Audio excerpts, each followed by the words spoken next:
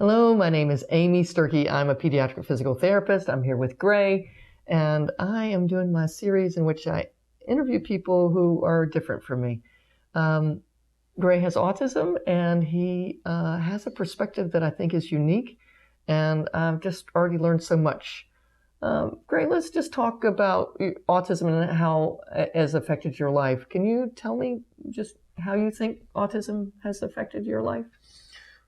Well, the thing about asking a question like that is that it's affected my life in pretty much every single way you can think of. Mm-hmm. Like, everything about my experience is somehow informed by the fact I have autism. Right. Can you give me an example? What sort of example do you want? Can you be more specific? Sure. Like when just getting ready in the morning. You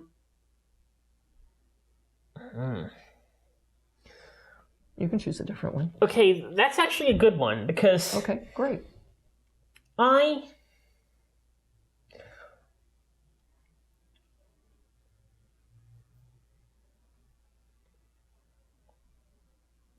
Like when I was a kid, I would always wake up at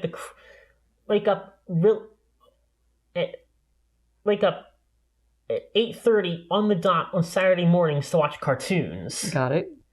But later on, especially now, I'll sleep practically till noon on weekends, and pretty much every other day because I currently don't have any employment, though I'm looking for a job. Okay. And there's a reason for that. You see, and this is where the autism comes in. Okay. I sort of feel like anytime I'm awake and my parents are also awake, I feel like I'm being monitored and watched and potentially able to be criticized. Wow. I know, it sounds strange, but it's true. I think a lot of young people living in the home with their parents would feel similar, but it sounds like you feel it more intensely. Yes. So, pretty much the only time I can get some mental peace and quiet is after they go to sleep, and they go to sleep as late as midnight. Oh, wow. So I often end up staying up as late as 3 a.m. Oh, wow. Which means I wake up in the morning often around 11. That makes sense to me. And I sort of feel like that is one specific thing that boils down to my autism, which is my intense dislike of socializing and unwanted conversation.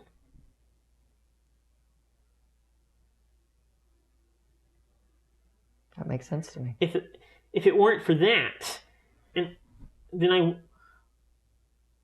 I wouldn't be so averse to the idea of socializing with my own family, and I probably wouldn't be sleeping as late. Right. Could we do one more example? Tell me how your autism affects eating at home or eating at a restaurant. Or does it? It does, but I'm just going to be coy here and say that food is a subject I do not like to discuss in... Fair. What about studying then? It doesn't have to be, it can be anything. You just told me to pick some subjects. Alright. Studying is actually a good one because... Good.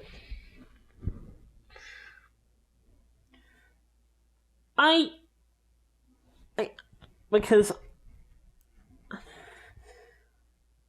I'm usually only good at committing to things, be it a school project or a job, or even something I've set a goal for myself to do, if there is an imminent and severe deadline attached.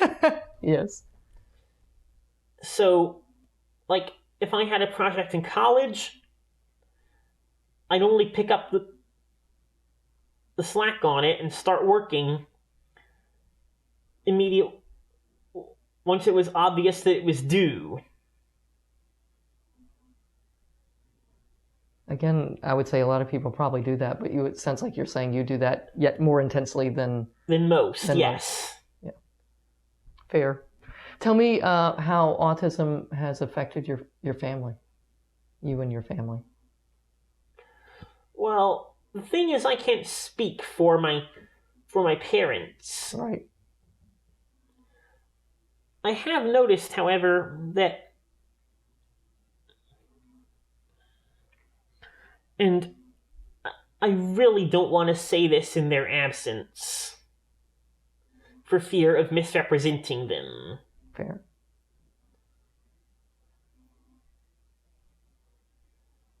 I'll just say that some of them seem to have adjusted to my differences better than others. Fair. I'm not going to say which ones have... No need. And how does that play out then? I'm not going to give any examples for this one. Sure. Because I'm not going to be so indecent as to throw specific family members under the bus. That's very empathetic of you. How do you think having autism has affected your job search then? Well, it's sort of been too early to tell. How long have you been looking? I've sort of been looking on and off for several years, but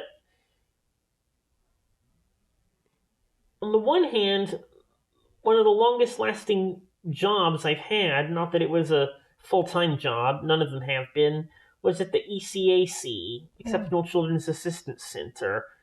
So I pretty much got that one because I had autism, or at least because my mother, who works for the Autism Society of North Carolina, had connections there.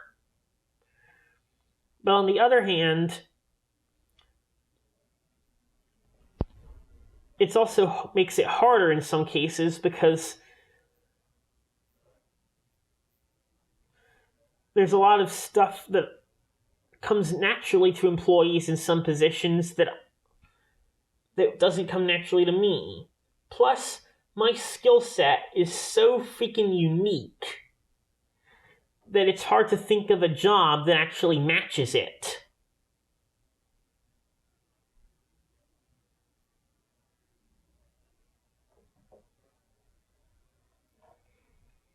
And in terms of school, you said you were in special classes. Were you in public school?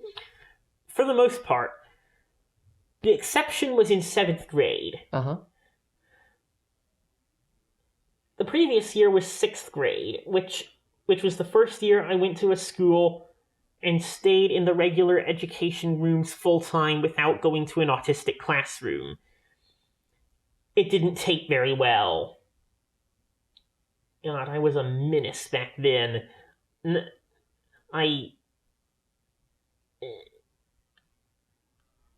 It was not fun.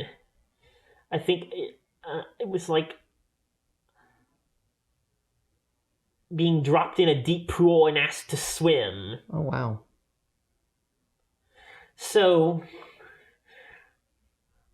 we took me out of that school and sent me to a very small private school for 7th grade, and I handled that much better. I went back to a public school for 8th grade. Okay. And that worked out well for you? Yes. Gray, we've burned up another 10 minutes, so we're going to have to stop.